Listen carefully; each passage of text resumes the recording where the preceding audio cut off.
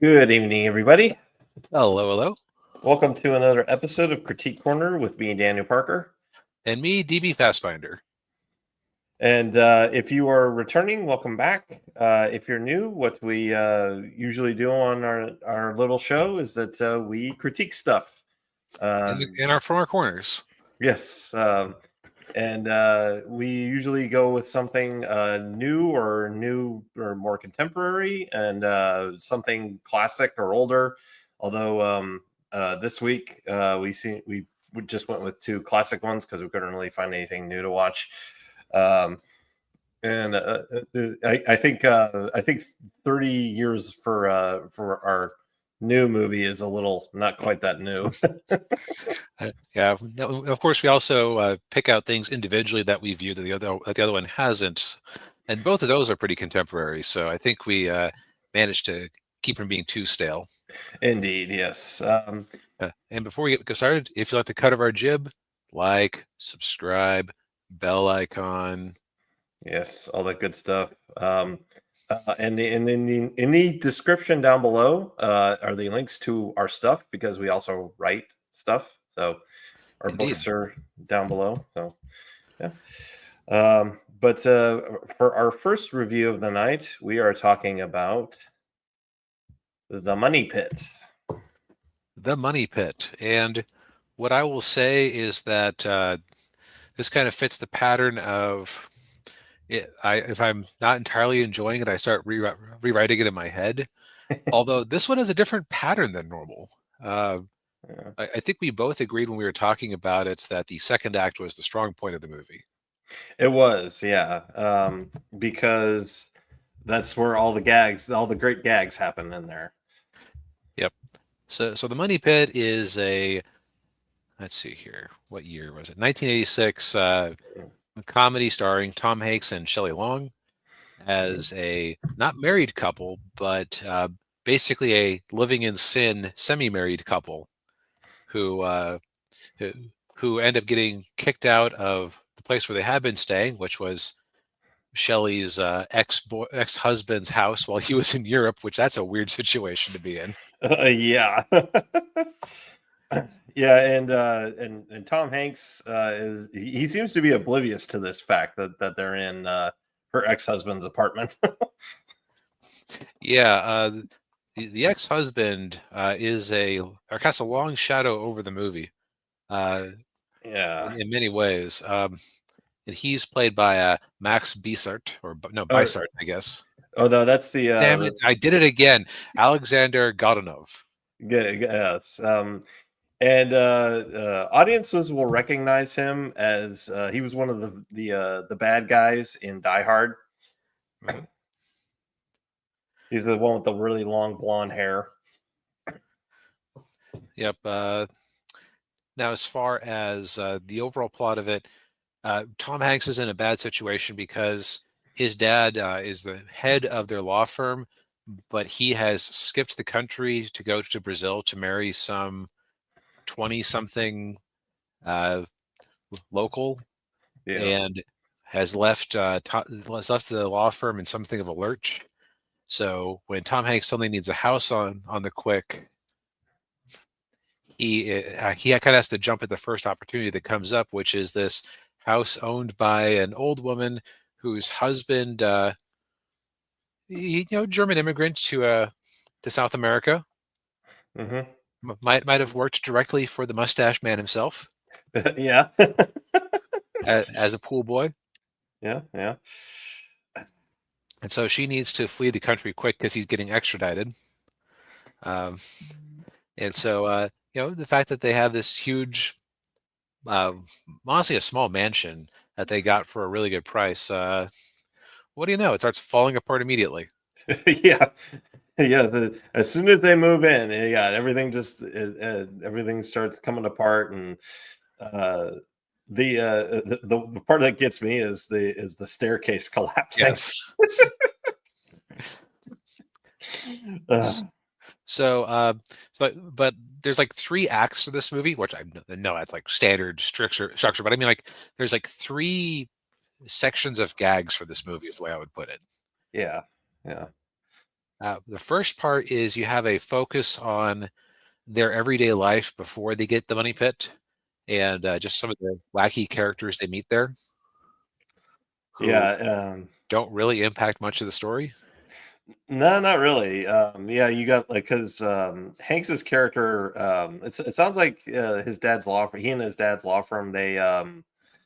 Uh, they were like entertainment lawyers because all of their Right. clients are all like musicians and like actors. Um, yeah, they had like one of their clients is this band of drag queens.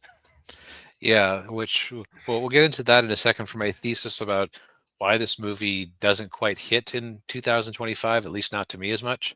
Yeah, yeah. Um, but like probably the best part, the best gag in there is you have their real estate agent is trying to lose weight and he goes on jogs and you find out that he just constantly has heart attacks. But like he's running along or he's jogging along slowly and he has his heart rate monitor on. It starts beeping at him. Tom's like, "Hey, should you do something about that?" Nah, you get false readings all the time. Yeah, yeah, these things are very good.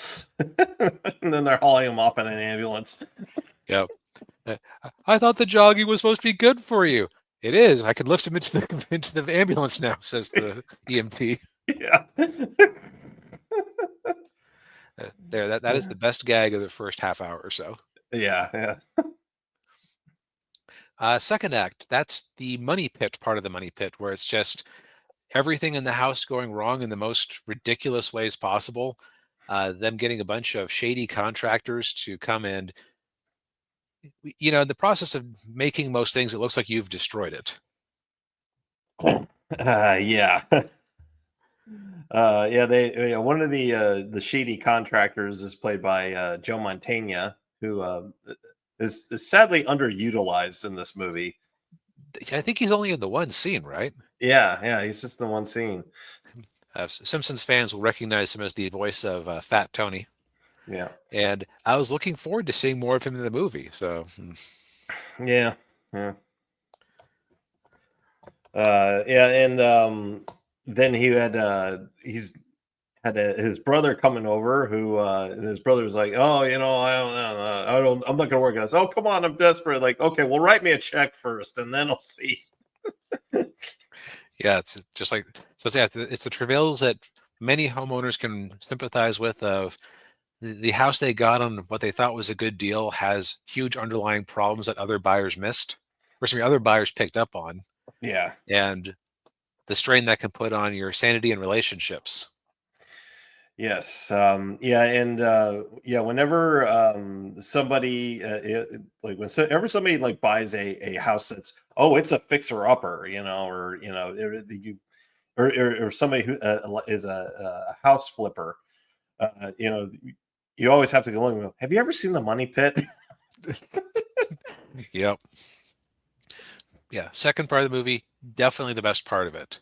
Yeah. Then the third act, you kind of get into some unnecessary relationship drama.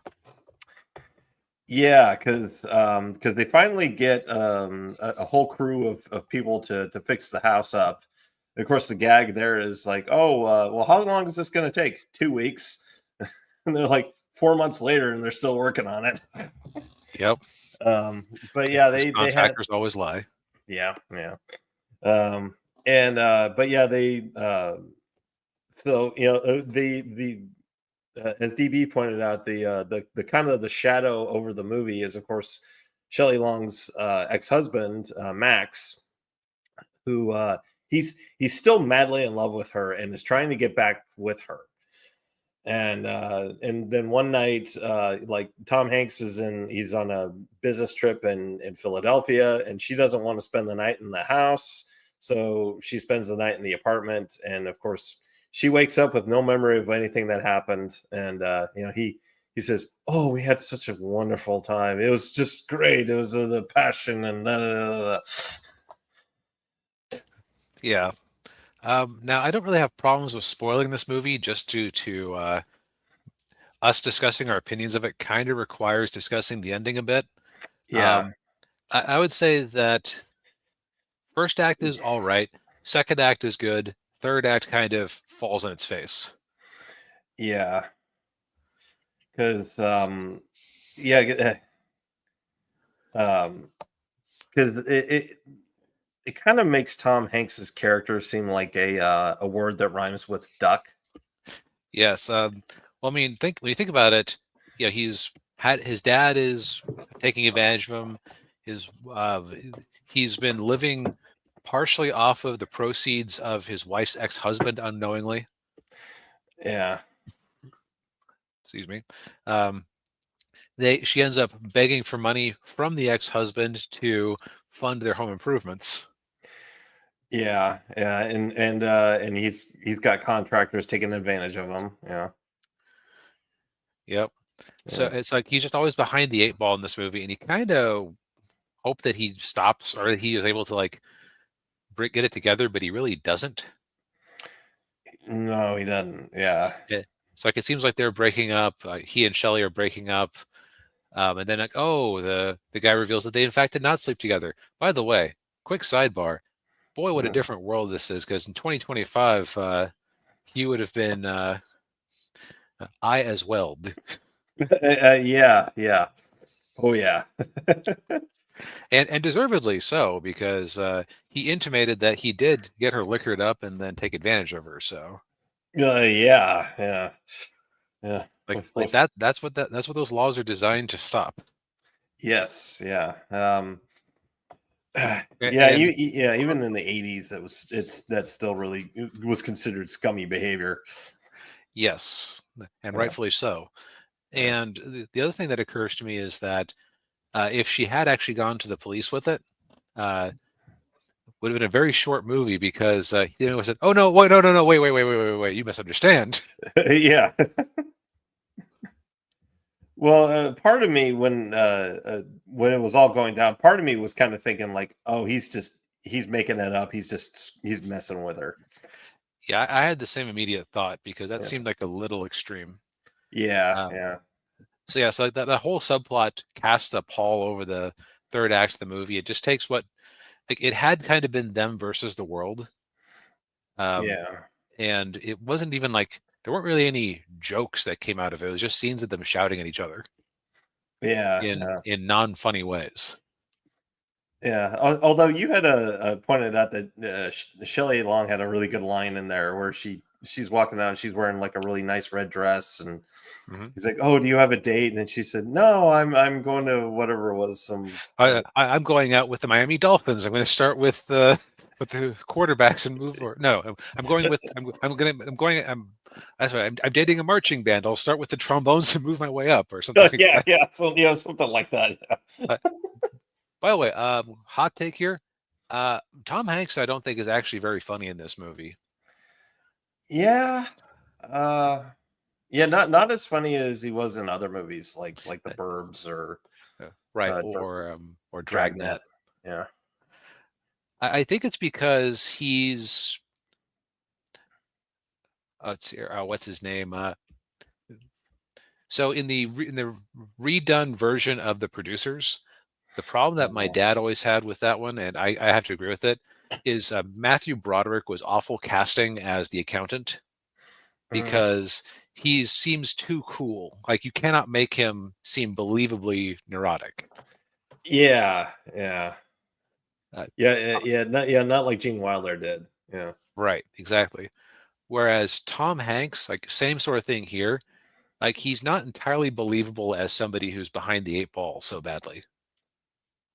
Yeah, I think you had a couple of casting suggestions other than him. I think like was Steve Martin was one. Steve Martin was one because he's like he would have been good at like he's good at like that cathartic release of rage. Like see movies like The Jerk, um, Planes, Trains, and Automobiles. Yeah, yeah. He even has kind of a scene like that in Only Murders in the Building, the last season of it. And also I think he said John Candy, but I don't know. Some of those Uh, stunts might have been a little.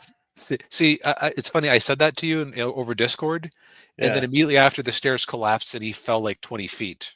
And so it's like, never mind, that stunt would have killed Candy or anybody who had Candy's build believably for a stuntman. Yeah. But yeah, so like, yeah, he took his lumps. He did all right with the performance. Just I didn't quite feel him in the role. Yeah. Yeah. Shelley Long, on the other hand, was great. Yeah. Yeah. Yeah, the character she plays in this is actually not too different from the character she played on Cheers. Um, in fact, I want to say her character on that show was also a musician, but I might be wrong. It's been a while since I watched that show. Um, but yeah, kind of she had very similar demeanor and even she was actually able to play like the on Cheers. She and Ted Danson's character Sam, they were the will they or won't they. Okay. And I thought they played off each other very well because they were like the total opposite. Because she was kind of this uptight and very intellectual person, and then he's the old and Sam, he was the old baseball player who owned a bar and was a total womanizer. So, but yeah, I mean, she was really, she was very funny on that show. She was funny in this. Actually, she left Cheers so that she could focus on her movie career, and I think this was one of those movies. So, well, it was a good choice in this case for her. Yeah. I'll also say that in terms of the rest of the cast, Alexander Godunov, and actually, I put a pin in this earlier. I think part of the reason that this movie didn't quite hit the same way in 2025. Yeah. What was edgy in 1986 is no longer edgy. Yeah. Yes, the drag queen rock band that I mentioned earlier, like It's New York. You can see that if you in 100 places if you know where to look. yeah. Well, yeah, or just take a walk along, or just walk around Times Square for about 10 minutes. Yep. So it's like I'm watching that scene and I realize that, well, like, oh, they want to rename their band to be called Meryl Streep, and it's like that wasn't funny. Like you're relying on the shock value of this burly man in a pink dress. Yeah. Or the kid that he went to for the money. Yeah, like the movie has some absurdist twists which is a weird take for when the overall premise of the movie is like a grounded issue like house construction problems. Yeah. I'll also say that Alexander Goldanov's he wasn't really given a lot that was funny. Like it was kind of like what's his name from Beverly Hills Cop, where it's like, what's the joke? Oh, he's foreign. Oh yeah, that guy. Yes, Serge. Yeah. Serge was both foreign and gay, where this guy was merely foreign. So yeah, well, foreign and a complete and total self-centered, egotistical narcissist. right. But yeah, it's like I think that I would have, personally speaking, I would say that this was like a okay movie, not great. I've been hearing it talked up for years, but this is probably a case where everybody remembers the second act. Yeah. I agree with you on that wholeheartedly. Yeah, like when people think of this movie, yeah, that's immediately what they think of are all the the house falling apart. Yeah, all those gags. Yeah. Yeah. And then they forget about the other parts of it. Yeah. Yep. So what do you recommend it? It's on Netflix. It is, history tells me it is going to be better than any Netflix original comedy you're likely to pick. So Yeah. make of that what you will. Yes, indeed. Yeah. Well, we're gonna add a letter to the title as we go from money to monkey. Yes. Yeah, so I got a notification from Apple that they're offering me 3 months of Apple TV Plus for $3 per month. So I said, okay. You'd literally buy that for $1. Yes, I did. And so did that, and I'm starting to watch Bad Monkey, which my mom and dad have been kind of pestering me to watch because they've watched it and they really enjoyed it. So I thought, okay, well, I'll give it a watch, give it a go. I'm 3 episodes in. Um, the series takes place primarily, well, 2 locations: the Florida Keys. Well, actually, see, like South Florida in general, the Keys, Miami, and then the Bahamas. And so the series follows Vince Vaughn's character, Philip Yancey, who is a detective who's been suspended because he drove his car into the back of his girlfriend's husband's golf cart and drove him into a pier. Yes, you heard that right. His girlfriend's husband.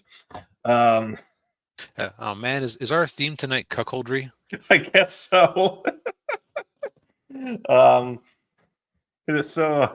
so he's suspended from that, and he, as he's sitting, one of the aspects of the show that's kind of an ongoing thing is he lives in this little bungalow, and he's just, he has the peaceful life. He just sits on in his chair, looking out at the Gulf, or looking out at the ocean, and just having the great time. But then next door, they're building this gaudy looking mansion that's just painted yellow and it's awful looking.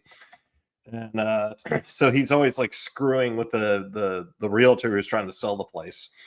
And his partner shows up and says, "Hey, we need you to there's a fishing tourist fisher charter found a severed arm in the water, and actually the guy who owns the fishing charter is not only is he a friend of Vince Vaughn's character, but he's also the narrator of the series. And so his partner tells Vince Vaughn, "Hey, could you just take this arm to Miami? Because the Florida Keys sheriff doesn't want to deal with it." So, and of course, Yancey, Vince Vaughn, he was actually a homicide detective in Miami, but then he got kicked off the force for reasons that haven't been made clear yet. And he shows up with a severed arm, which, by the way, it's the left arm because there's a ring finger on it, and the other part of it too is the middle finger is permanently extended out. So then he shows up in Miami, and the coroner is played by her name is Dr. Rosa Campensesano, played by the actress's name is Natalie Martinez. I've seen her in other shows, but yeah. So she's like, "Nah, sorry, this isn't ours. You got to take it back." And his partner tells him, "Well, just dump the arm in the canal. Let the gators eat it, and just be done with it." But the thing with Vince Vaughn is that he just can't let things go. His curiosity always gets the better of him. So he takes the arm with him, and he decides to try to find out what's going on with it, and that's basically the crux of it. He's like, okay, well, he's trying to find out, who killed the person that severed this arm, and then there's also a parallel story that's taking place in the Bahamas with a guy named Neville. And Neville is a lot like Yancey. He just, he likes living a peaceful life off on the beach and, fishing and hanging out with his buddies. But a resort developer just bought up all the land along the beach, including his house, because his sister sold the house that he's living in. And they're bulldozing his house. And so now he goes to a voodoo witch doctor to put a curse on the guy that's about to bulldoze his house, but of course it doesn't work, and or maybe it does. We don't know. And of course the stories are connected because the the guy that's building the resorts was also involved in everything that's going on with Vince Vaughn. So, and in case you were wondering, with the monkey is, oh god, what, I can't remember, the Driggs, I think, is the name of the monkey, and that's Neville's monkey. But so for now the monkey's good, but that's probably going to change later on. But I mean, so far this series it's pretty funny. I mean, Vince Vaughn, he's always he's got that sarcastic charm. He's got that going in this. So that they're kind of going for a dry humor with it. Oh yeah, definitely. And dark humor too. It's actually done by the creator of the show. Oddly enough, also did Ted Lasso. That makes sense. That's another Yeah. Apple TV show. Yeah. And he also did Scrubs. Now, let me ask you this. Does the show indulge in a lot of melodrama? Because that's kind of what eventually drove me away from Ted Lasso. Not really. There's a little bit of it. But of course that might change later on. There's a little bit of that with the victim's daughter. She's a recovering drug addict who became a born again Christian. Okay. So you might get a little of that with her, but so far not really. Haven't really gotten that yet. It's mainly just kind of a comedy, crime drama kind of show. So it kind of sounds like what I've heard of Bird Notice. Pretty similar, yeah, very similar. Although I would say this is more comedy than Burn Notice. Okay, so it's a wackier version of that. Yeah. But yeah, I mean, I'm enjoying it so far. The story is very interesting. I'm kind of curious to see where the plot goes, or the story goes from here, and of course the whole thing with Vince Vaughn's girlfriend is interesting because he finds out that her name is, she's not who she says she is, and because he gets a visit from the Oklahoma Bureau of Investigation agent, and she tells him that his girlfriend was actually a one of those teachers who was getting a little too close with one of her students. Oh, the Mary Kay Letourneau type. Yeah, that kind of type. Yeah. Yeah. So, but yeah, I mean, I'm looking forward to watching the other. So 8 episodes. I got 8 episodes left on. Yeah. Are these half-hour or hour-long episodes? Hour. Yeah. Okay, so it's a pretty typical streaming season. Yeah. That's cool. Yeah. Well, I don't have a transition for this one. Ruri Dragon. So, friend of mine. So this is a slice of life manga about a young girl named Ruri who wakes up one morning to find that she has grown horns out of her head. A buddy of mine said he had read it. I've been hearing about it for a bit, so I cracked open my friendly neighborhood Shonen Jump manga app and gave it a read. Yeah. And after reading a volume's worth of it, Daniel, would you mind pulling up the clip? Yes, let me get that here.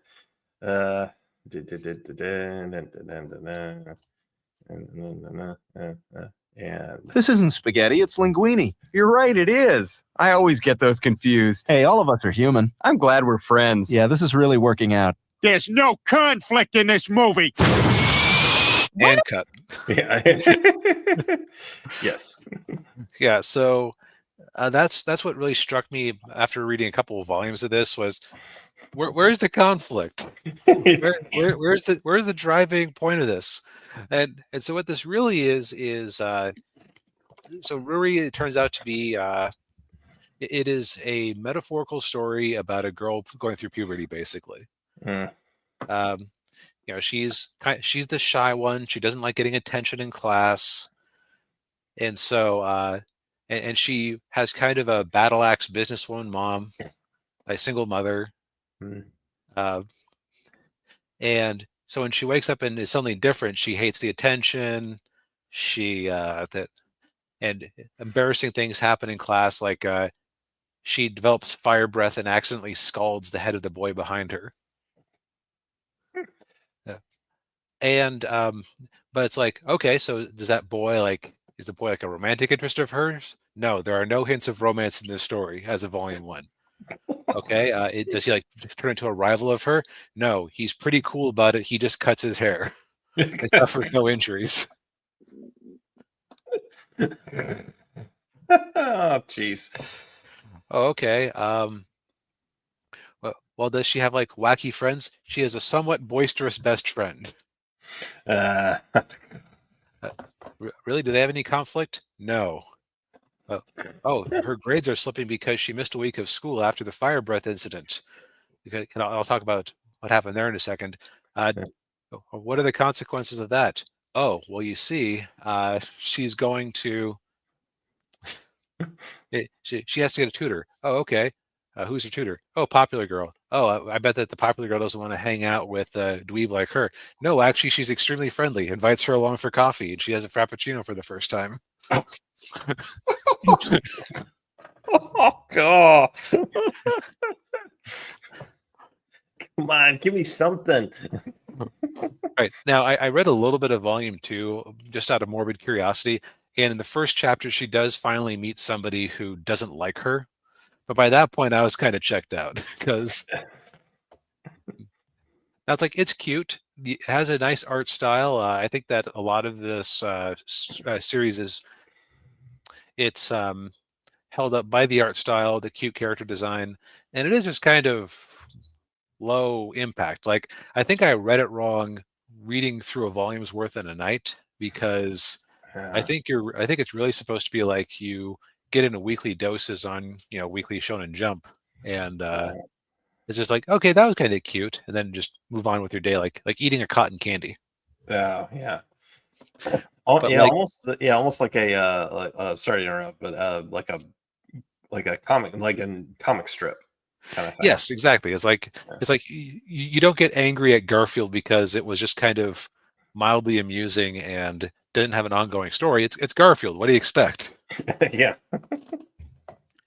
Except that, and what's weird about this one is that I just kept thinking about it. It's like most other slice of life stories or other sort of like magical situation stories will have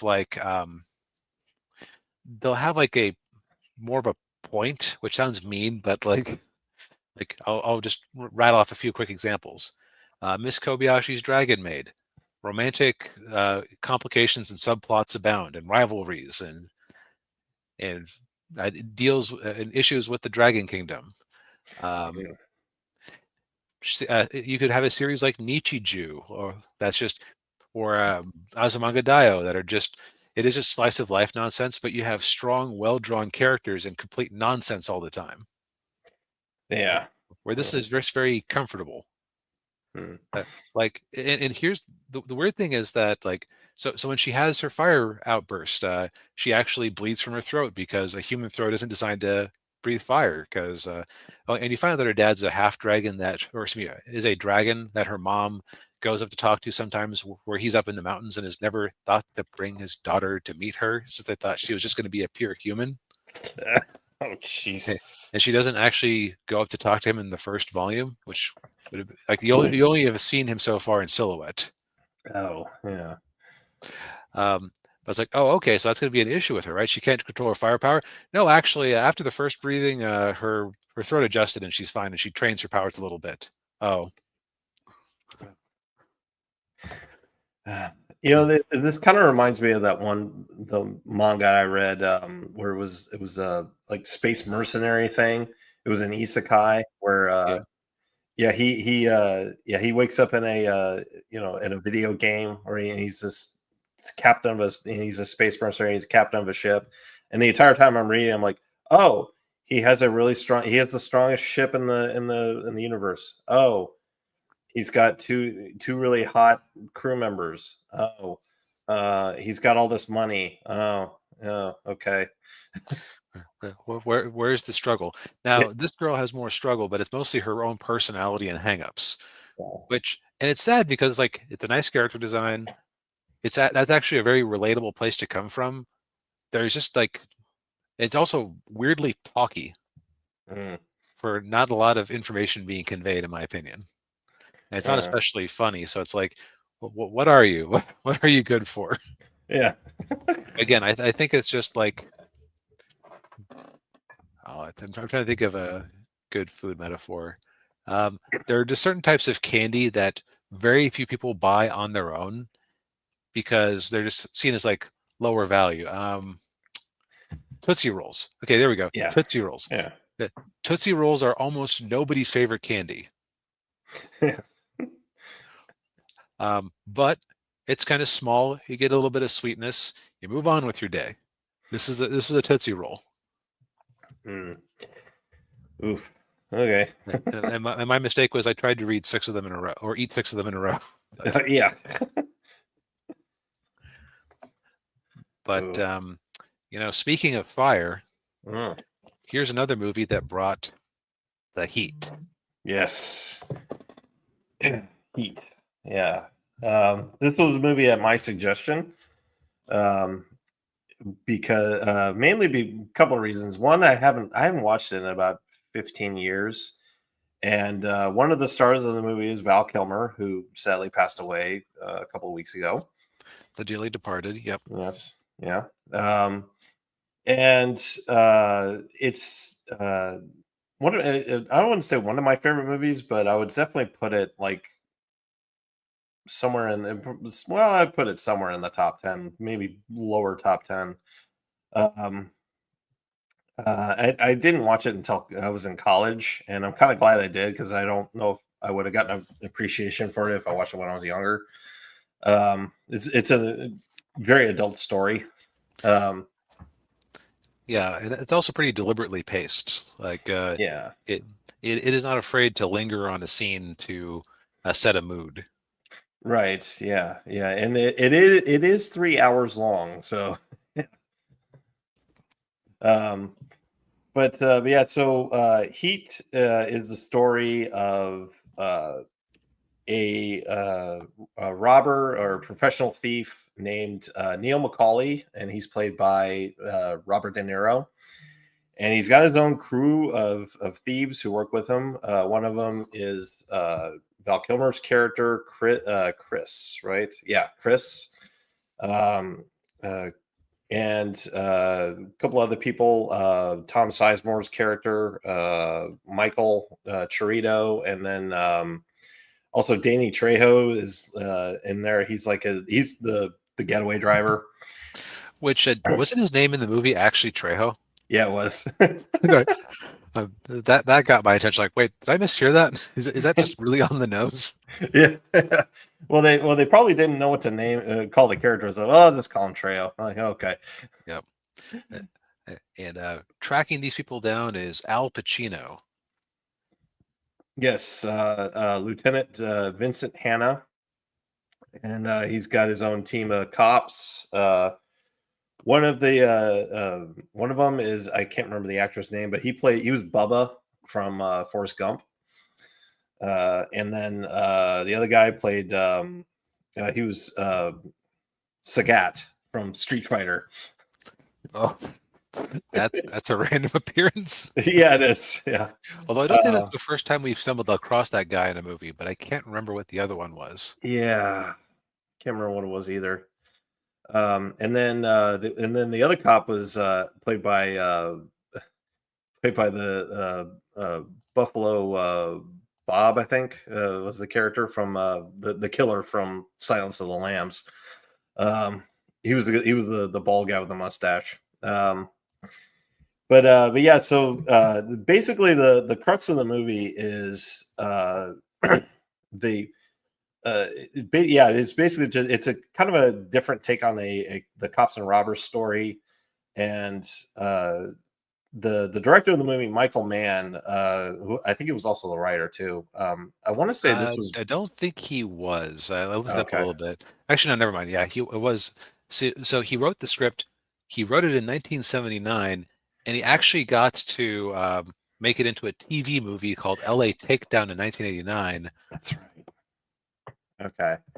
That's what I was trying to remember. Yeah, I couldn't remember if this was like a remake of something he did before, but yeah, that's right. I remember that now. Yeah.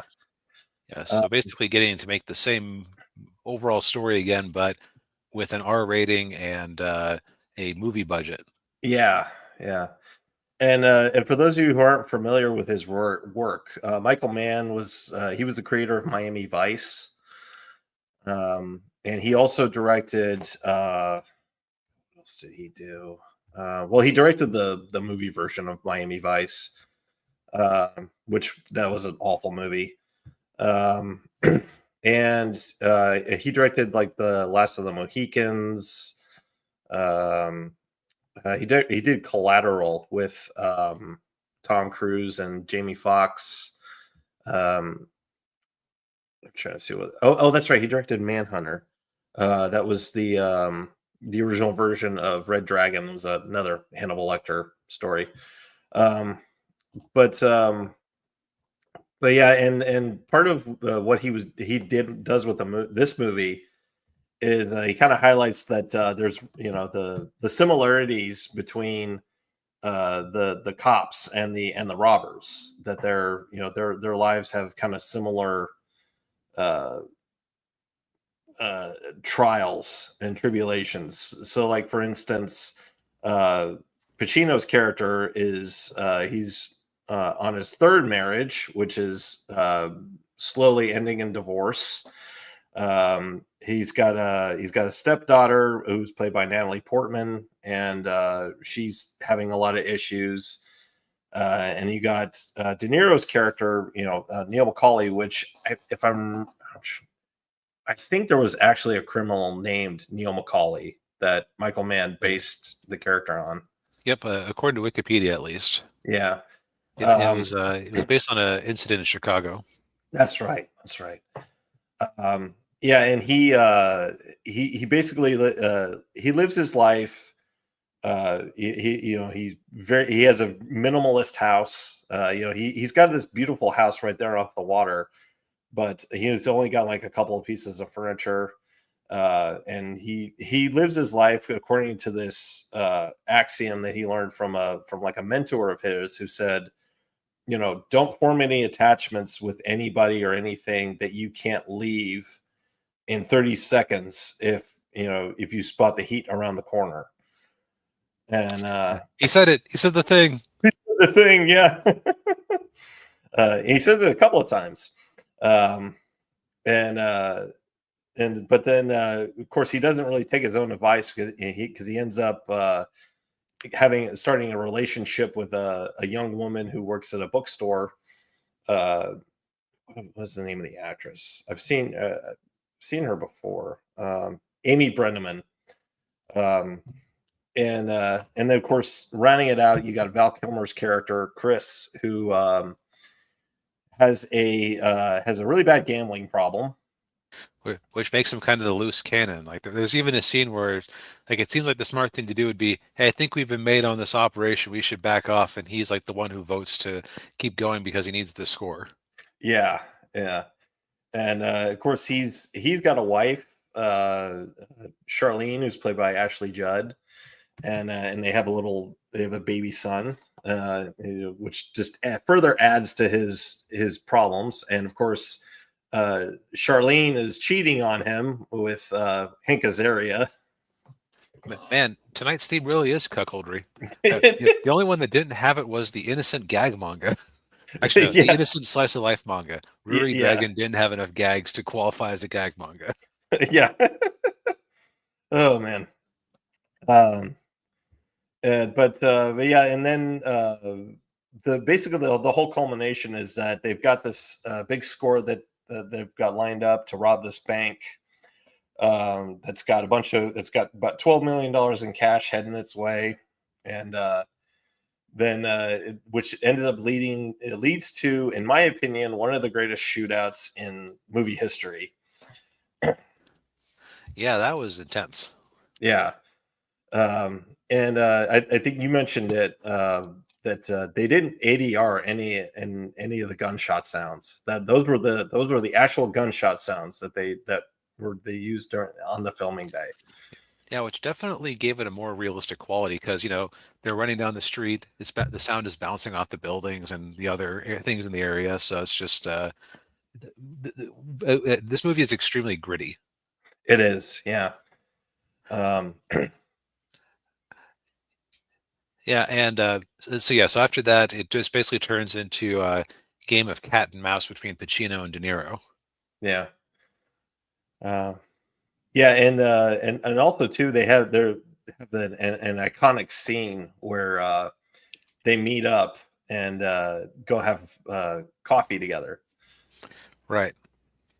and yeah, basically just tell each other who they are and get to know one another.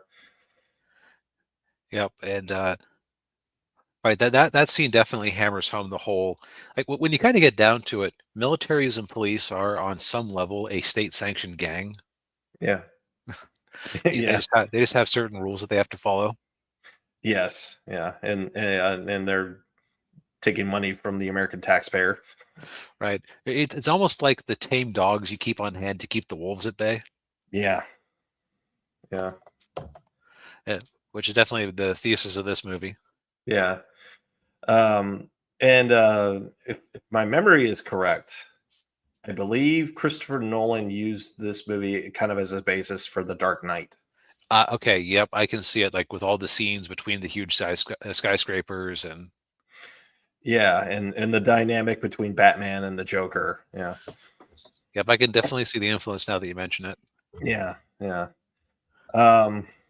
But yeah, I mean, I enjoyed this movie.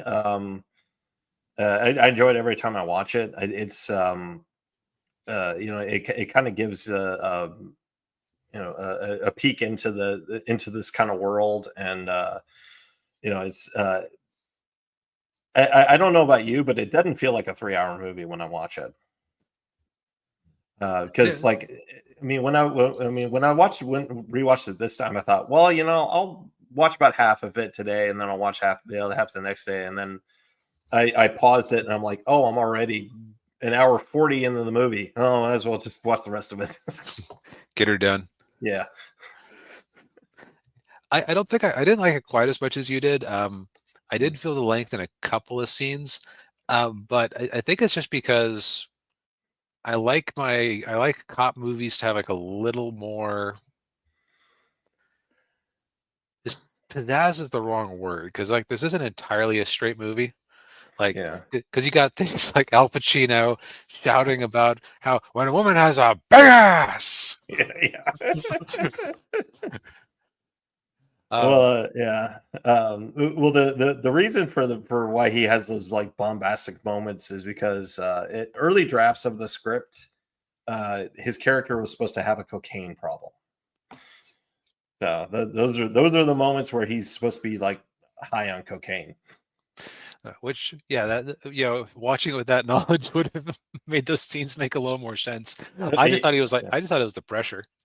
That could be it too. Yeah.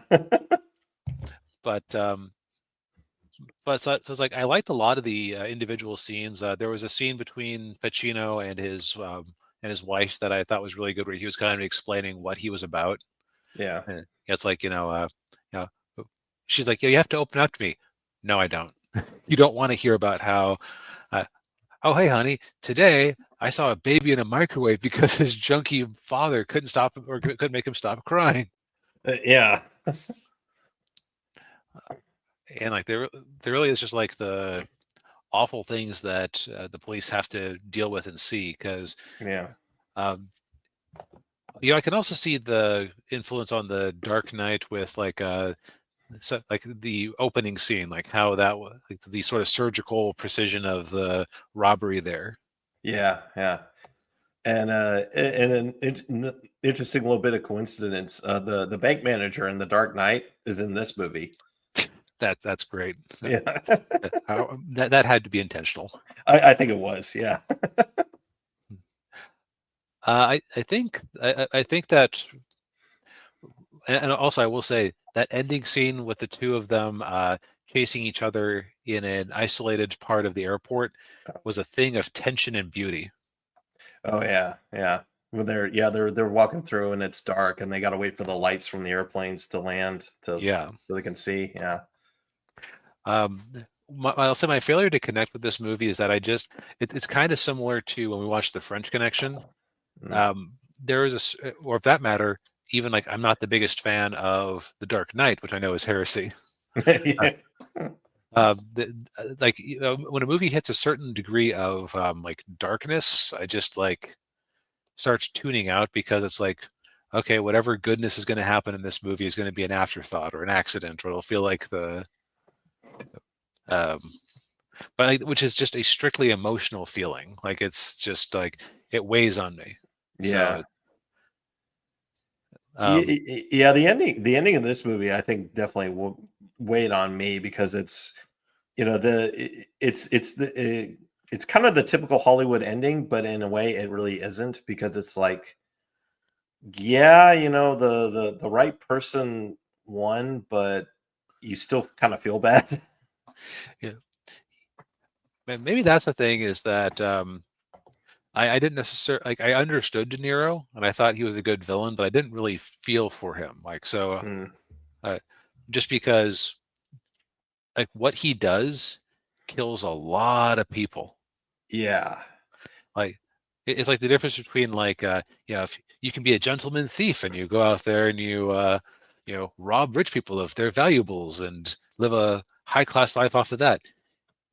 But if you replace that with murder, congratulations, you're a serial killer. Yeah. Well, I kind of got the feeling that they didn't want to kill people, but if they had to, they weren't afraid to. Right. And also it wasn't now I think about it, it wasn't De Niro who caused the mass killing at the start of the movie. Like they were going to keep people alive until Well, yeah, it Wayne was Grow. Wayne Grow, yeah, who's a total, yeah, the total psycho, yeah. Yeah. Yeah. So yeah, maybe I don't know. Now it was very interesting. This movie I know was like a big deal at the time because this was the first time these two actors collided when they had been such big crime movie actors all the way through the 80s. Oh yeah, yeah. And it is interesting just how like De Niro is very subdued in this one. He is, yeah. Which that's also interesting because it's like the police officer is the one who's erratic and has weird outbursts, and he has a falling apart personal life where De Niro is almost more like stoic, and he's like he doesn't have any unnecessary attachments, and he's kind of brought down by his desire for that last attachment. Yeah. There's also a lot of I also noticed a few moments of really interesting like visual symbolism. Like there's a scene where De Niro seems to be escaping, going to the airport with his girlfriend, and they get into this super brightly lit tunnel that's like it's so light in there that everything seems like it's just washed out white except for the car. It's like I'm clear, and that's like symbolizing how he's going into the light, everything is good. Yeah. And then he turns off back into the darkness because he wants to get a last bit of revenge on somebody. Yeah. Yeah. Yeah. So it's like, while I didn't necessarily enjoy watching this movie that much, I damned if I don't respect it. Damned if there isn't a lot here to chew on and think about. Oh yeah. Yeah. I would say that if you asked me, like, would you rather watch this, The French Connection again? I would definitely choose this. Yeah, I'd go with that. Yeah. Yeah, so it's like this is a me problem, not a movie problem. Yeah. Gotcha. Yeah. Well, if those of you are curious about it, if you haven't seen it, it's on Netflix. Yeah, I guess again, statistically, you'll enjoy this more than I did. Yeah. Yeah. This is basically This is basically asking the guy with a peanut allergy to rate his favorite Thai food. Well, they all taste like burning and swelling, but I guess I liked the spice mix on this one the most. Oh. Yeah. Oh, jeez. Well, on that note, Yes. Thanks for watching, everybody. yes, thank you for watching. We appreciate it as always. To reiterate, hit the like button, subscribe to the channel if you haven't already, ring the bell, buy some books, and we'll see you next week. Everybody. Night, everyone.